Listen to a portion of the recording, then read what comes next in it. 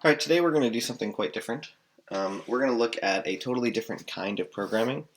So far what we've been doing is we've been taking the sort of the traditional style of programming that you might see in a language like, Java, JavaScript, Python, Racket, etc. And we've been talking about how to implement that, how to understand it semantically, how to implement it with the CK machine, and so on. What we're going to do today is present a totally new kind of programming that hopefully will be different and unique to you, and show how to implement that using the same kinds of techniques. So the kind of program that we're going to do is called logic programming. The idea of logic programming is that, let me get rid of that light.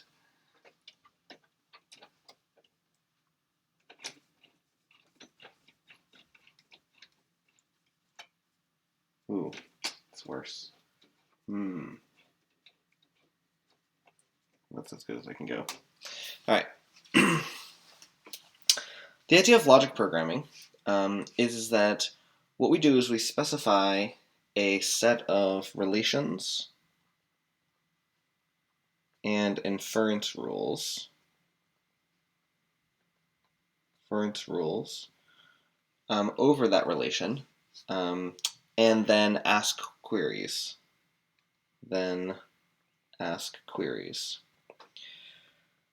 In some ways, logic programming is more like designing a database than it is feeling like programming.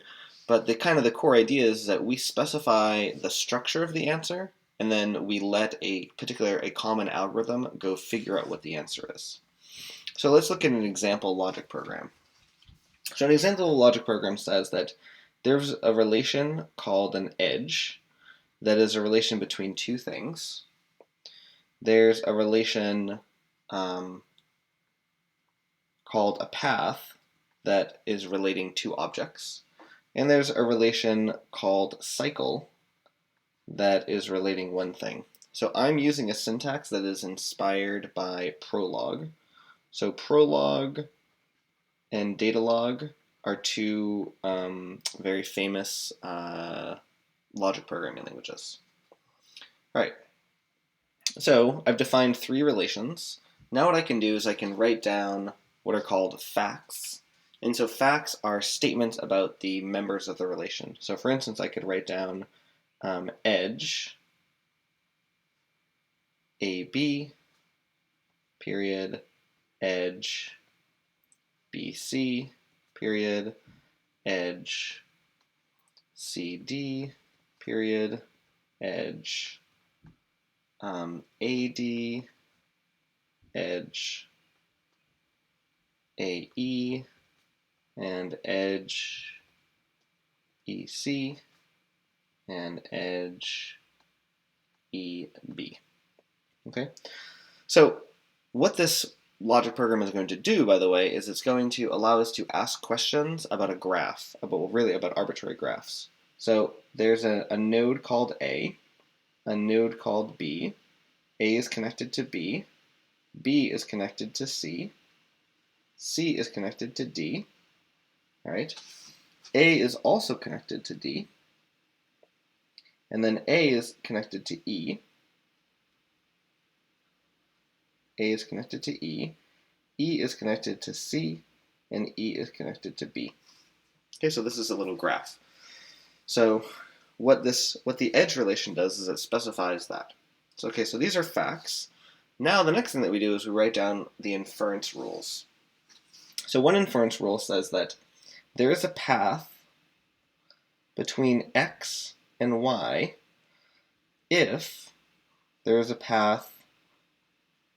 an edge from x to y. There's a path from x to z if there's an edge from x to y and there's a path from y to z. Then there's a cycle involving x if there's a path from x to x. Okay? So this is a little example program. We write down the relations, we write down some facts, and then we write down inference rules, and then we can ask a question like cycle x. And what that does is it's going to detect whether or not there are any cycles, in this graph. And of course there aren't. But imagine that after we ask that question, I'm going to do this to, after we ask that question, we add another fact that says edge CA, and that will make it so that there's an edge back to there. Then, if we ask the question again, it's going to say, yes, there is, and there's a cycle, A is a cycle, B is a cycle, C is a cycle, E is a cycle. Is there one from D? No, there's not one for, the only thing that's not a cycle is D. Okay? So this question would return false, and this question would return A. And then we could write next, and it would give us another answer, and so on. If you would like to follow along in this program, you can Google GitHub J' teach log, and you can run these example programs. So this is the idea of logic programming. So what we'll do now is we'll talk about how to understand and implement this. Now, the core idea of logic programming is that we are going to explore a non-deterministic computation. Non-deterministic computation.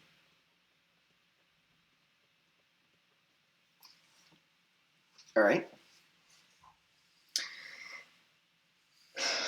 What a non-deterministic computation means is that we have some value that we're trying to figure out, and there are multiple paths that could potentially get us to the value, but we're not sure which one is the correct one.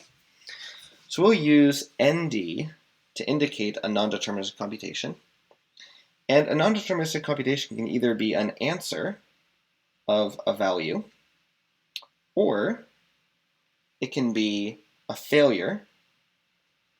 So this is when we get the answer. This is when we tried to get the answer, but this wasn't the right one.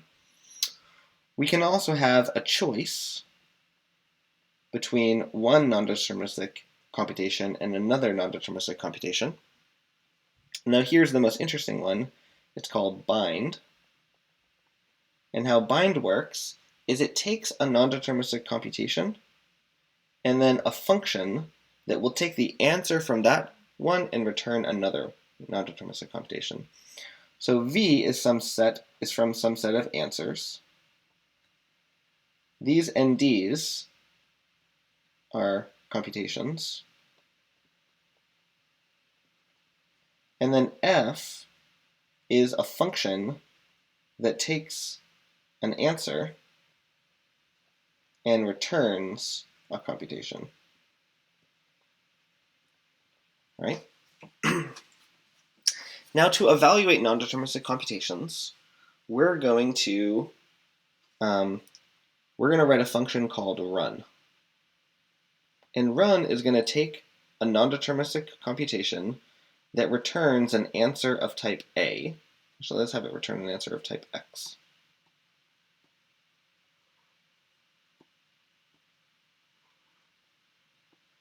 It returns an answer of type X, and it's going to return, and what run is going to do is it's going to return a stream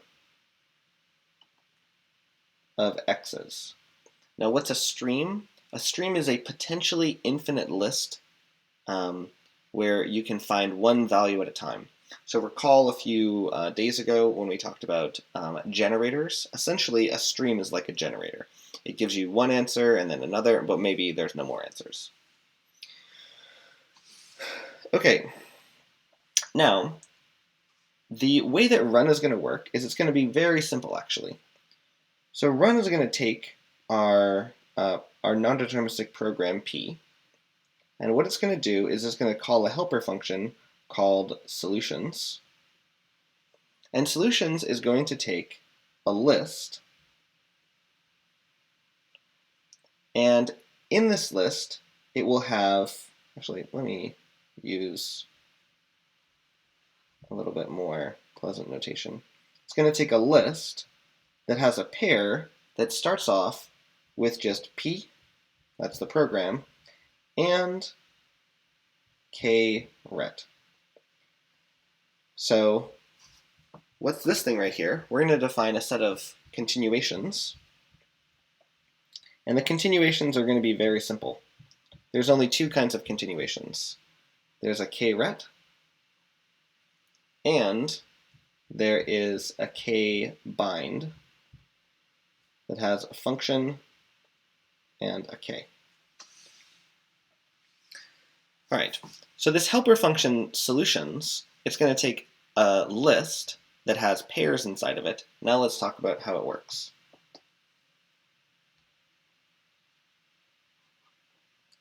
So sols, what it does is it takes a list of pairs of non-deterministic computations and a continuation.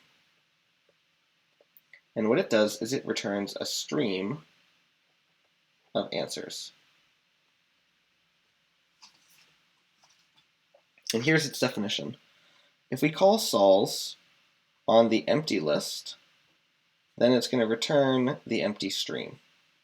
Because what this list represents is like a breadth first search, like a breadth first search frontier. It's like a queue of all of the states of the non-deterministic computation that we need to look at. Okay. If it's not empty, then that means that there's one thing inside of it, or at least one thing. And so we're going to call the program P, we're going to call the continuation K, and we're going to say that the rest is called Q. All right? Now what we're going to do is we're going to look at the various cases of P. So we're going to do a case P of, now what the different program could be. And this is quite simple. If the program is a bind with a new program P prime and an F, then what we're going to do is we're going to call sols, and we're going to construct a new state. This new state is going to focus on P prime and record a bind continuation that remembers this F and that continuation, and then remembers all the other Q. Next, if there's a choice between P1 and P2, well then what we're going to do is we're going to call sols, and we're going to give it P1 NK, and we're going to give it P2 NK, and then we're going to give it the rest of the steps. So essentially what we're doing here is that we're going to duplicate the continuation, because we're going to see what happens when we try P1 and see what happens when we try P2. Next, what if there's a fail? Well, if there's a fail, then at that point what we're going to do is we're going to look and see what K was. So we're going to do case K of, if it was K ret, then in that case, what we're going to do is we're going to call sols on Q.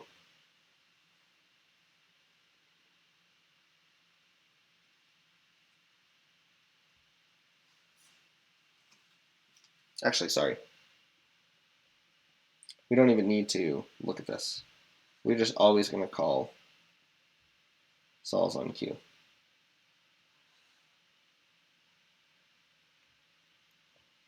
Because if the continuation failed, then we just get to skip over it. We don't need to look at anything else. Okay. Then, if instead there was an answer, V, in this case, this is when we're going to do a case K of, if we got a K-ret, then in that case what we're going to do is we're going to return, we're going to yield V, and then afterwards return the rest of the solutions looking at Q. And if instead we got a K bind with an F and a K, in that case what we're going to do is we're going to call sols on a new pair where we call F with V and then we leave the continuation alone. Okay? So let's look at a little example of running this.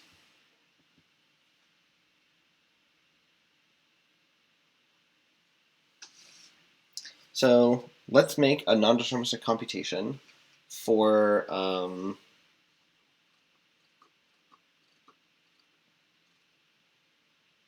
let's make a non-deterministic computation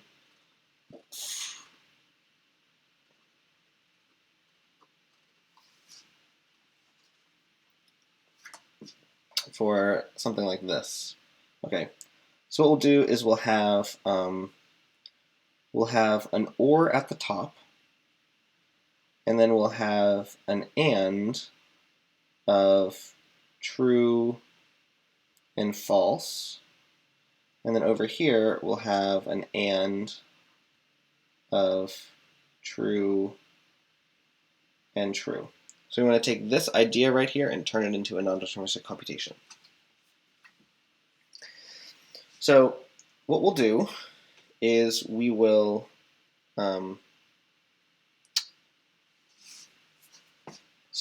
we'll do this. We'll imagine that there's a function called OR, and what it does is it takes a non-deterministic thing returning a bool and a non-deterministic thing returning a bool, and returns a non-deterministic thing returning a bool. And so it works like this. We have nx and ny. Okay. And what we'll do is we'll do a bind of nx, where what the function does is it ignores the answer, and actually, you know what? That's not right. Yeah. Let's revise this.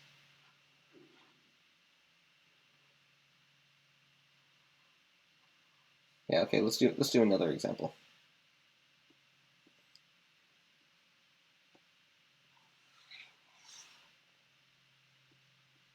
Okay, what we'll do is we'll write a function. What we'll do is we'll have a computation that's going to add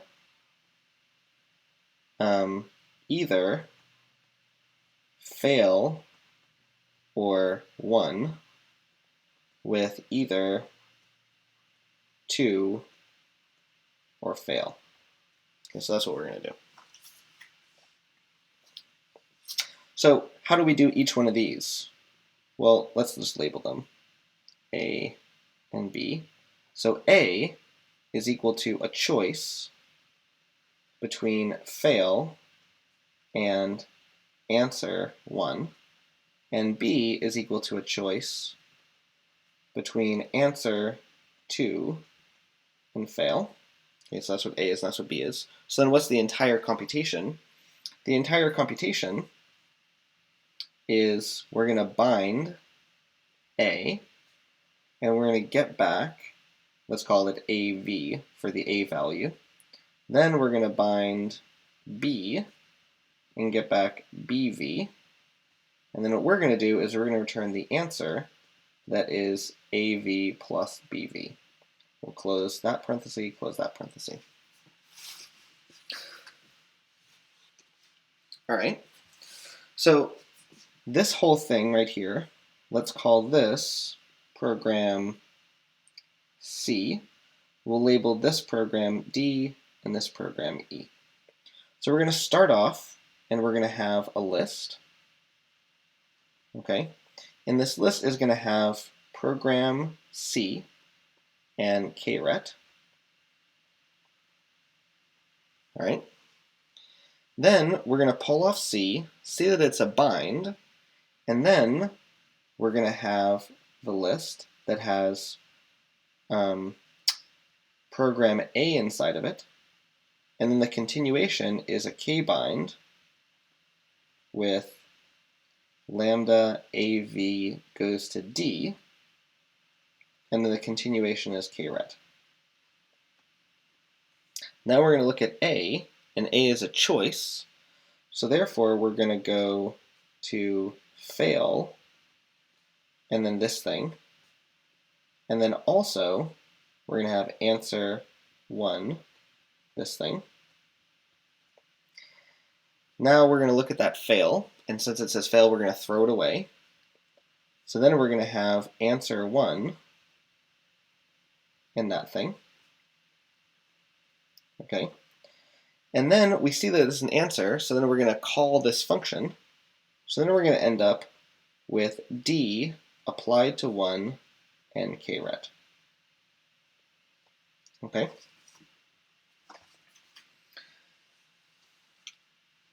So then once we see D, well then that's going to bring us over to program B with a kret that has lambda BV goes to E that's already being applied to 1 and kret.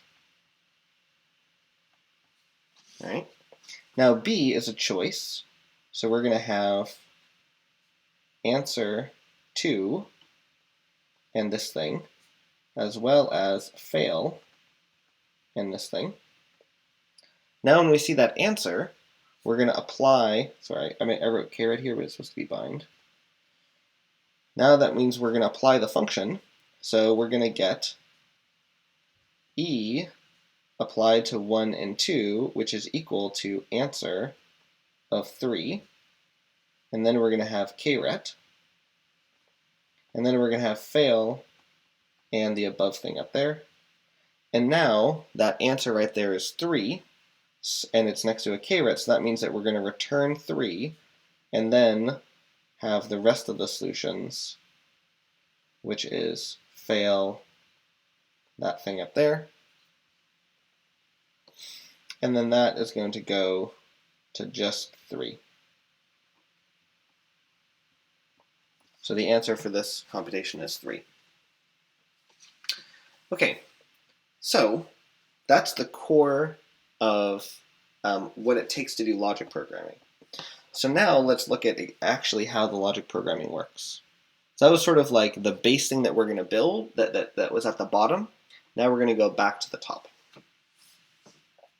So the way that logic programming is going to work is we're going to find a function that's called search T. That's for search top. Actually, let's just write it search top. And what it's going to do is it's going to take a set of all the inference rules, and it's going to take a query, and it's going to return the solutions.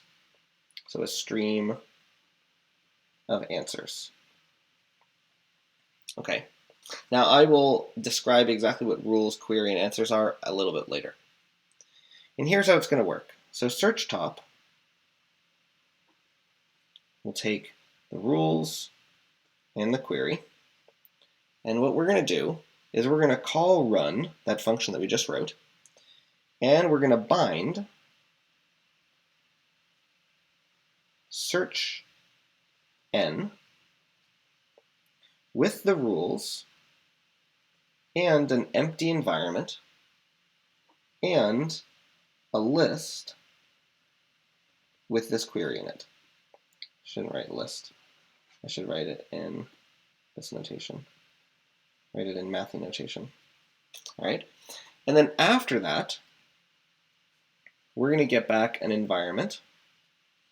And what we're going to do is we're going to return an answer where the answer is the result of calling extract on the environment and the query. Close the bind. All right, so we now need to describe what extract does and what search_n does.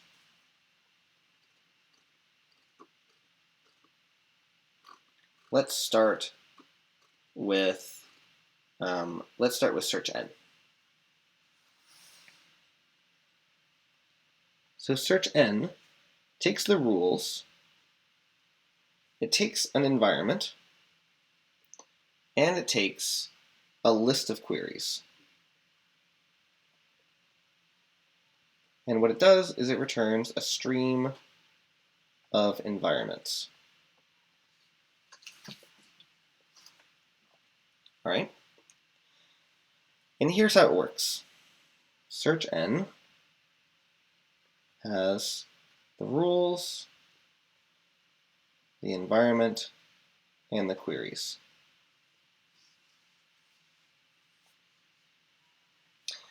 And what we're going to do is we're going to do a fold. Let's think of it like a for loop.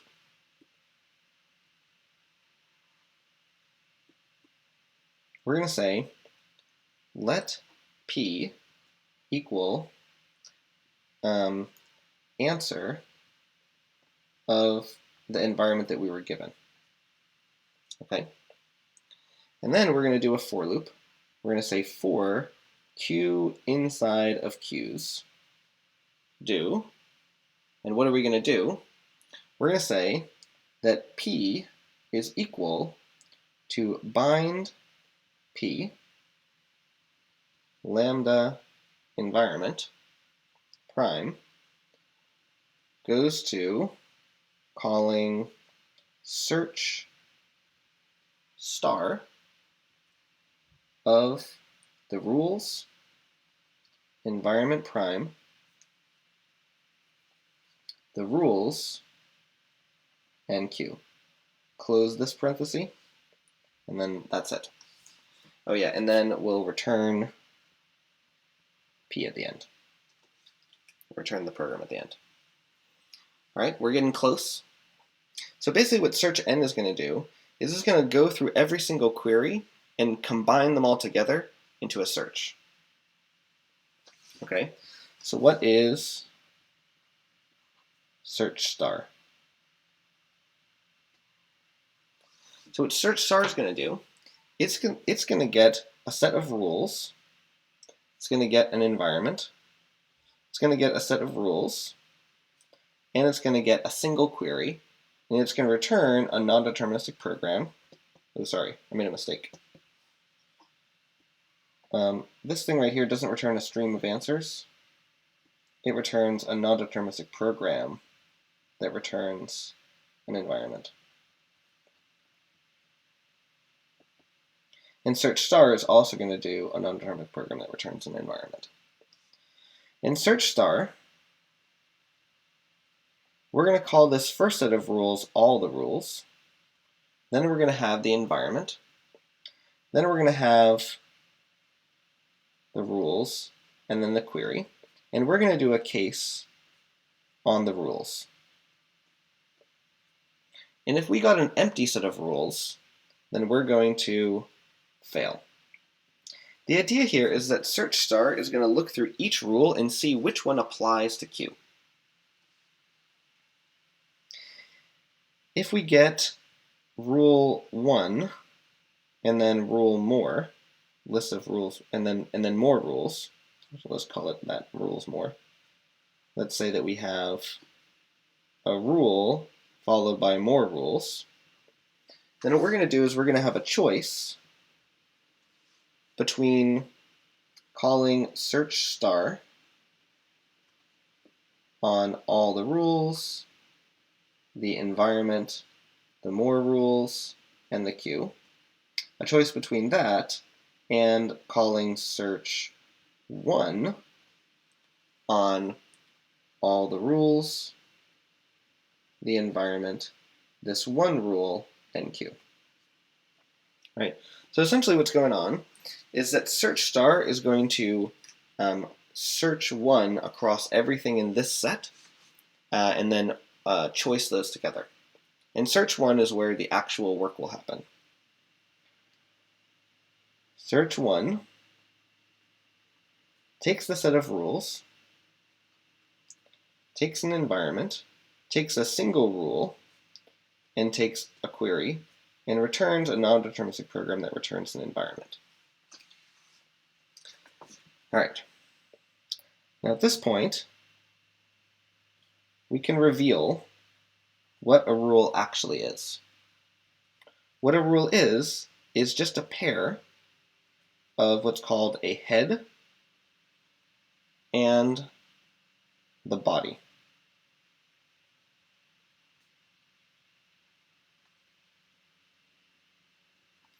Now, what is a head and what's a body?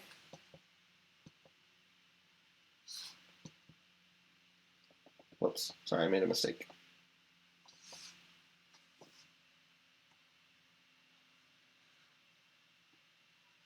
So we'll call this rule 1.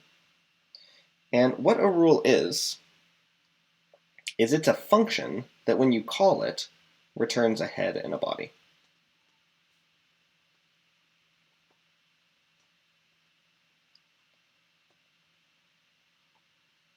Let me make these look more like ones. Okay, so for example, when we had the rule, let's do a little sidebar right here. When we had the rule that something could be a path from X to Z if there was an edge between X and Y, and a path from Y to Z, then this right here is called the head, and this is called the body. So this, and the body is itself a list of queries. So there's a list of queries here, and then there's a query there. So head is a query, and body is a list of queries. Then what we're going to do is we're going to return the program bind unify using the environment, the head, and the query. What unify does is it's going to compare the query that we were given with this particular query and see if they, quote, match. Then, when we're done with this bind, we're going to get an environment prime, and at that point what we'll do is we'll go back and we'll call search n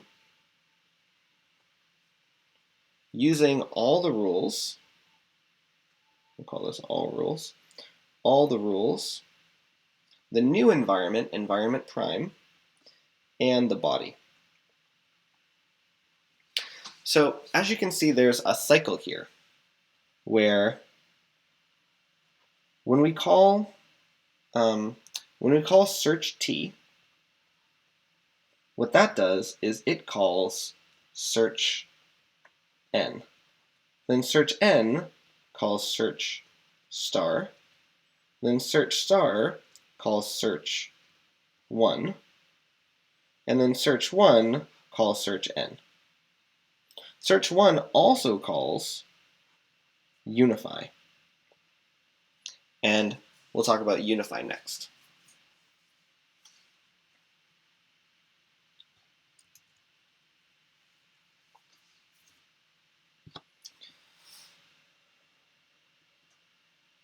Unify's job is the following. Suppose we call unify with an empty environment, and we call it with path x, y, and we also call it with path a, b. Then what it's going to return is it's going to return an environment that maps x to a and y to b. If instead we call unify with an environment that maps x to a and path xy, path ab, then it's going to return x goes to a and y goes to b, because they can match consistent with this environment. If we call unify with x goes to z, path xy, path ab, then in this case it's going to return fail, because they can't match. Because x is already bound to z, and it can't also be a. That's the idea of unify. The implementation of unify is very simple. So if we call unify, and we give it an environment, and we give it something x, and the exact same thing, then it's just going to return the same environment. And by the way, it returns a non-deterministic program, so that means it's going to return the answer that includes that environment. If we call unify, and there's a variable, and this variable, let's have it be called a, and on the other side is just the right-hand side, then in that case what we'll do is we want to do a case of looking up in the environment the variable a. And if it's not bound, we'll call that bottom.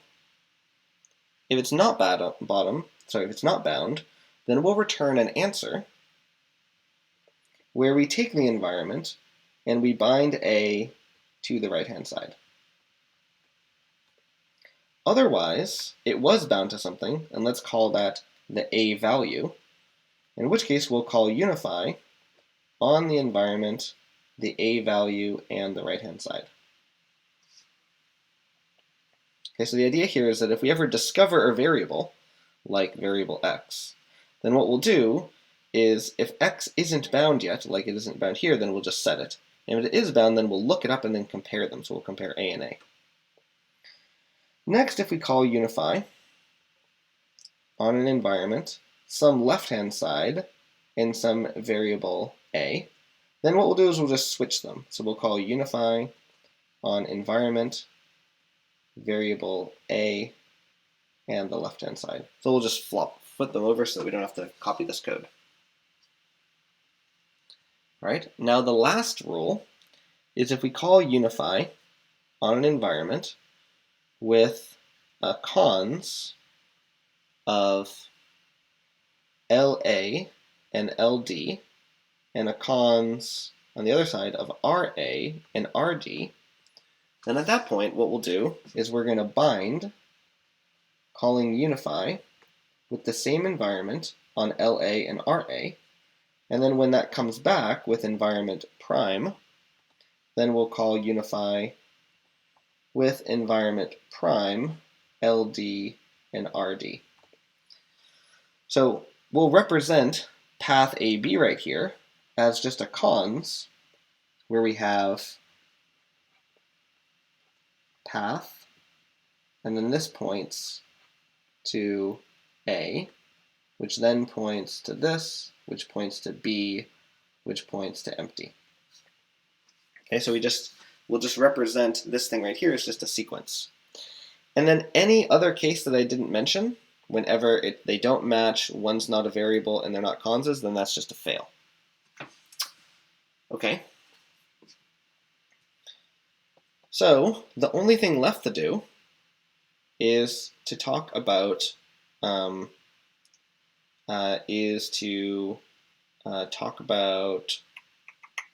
the extract thing. So recall that inside of search top, we call bind and do the search n on the first query, and then we get back an environment and we call extract environment q.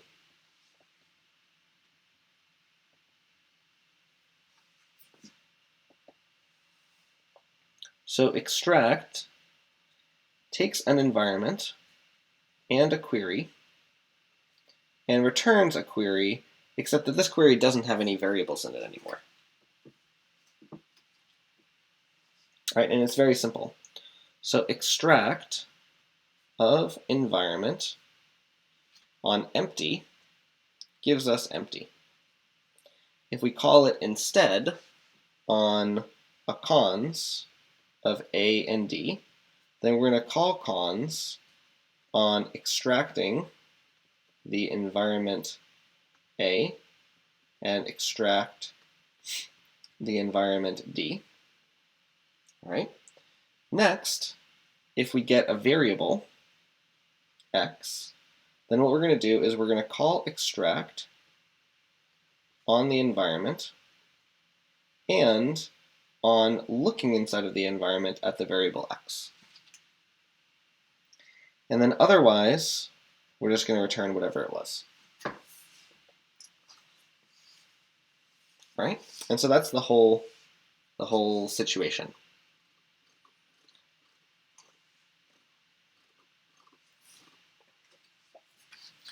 So the last little thing is just to mention that, when we, where was it?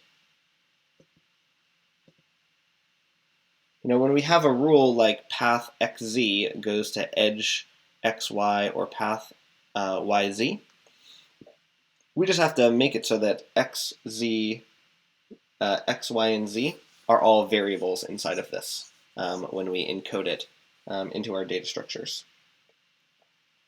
Traditionally, in logic languages, variables that are capitalized, like x, y, and z, those are logic variables, and things that are lowercase are constants.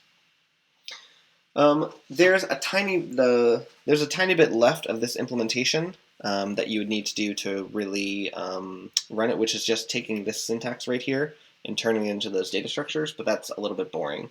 But if you want, you can look at this code right here, GitHub j'_teachlog, and it has all of the code to do that as well. So at this point, I think that's all for today about logic programming. And next time we'll talk about something totally new.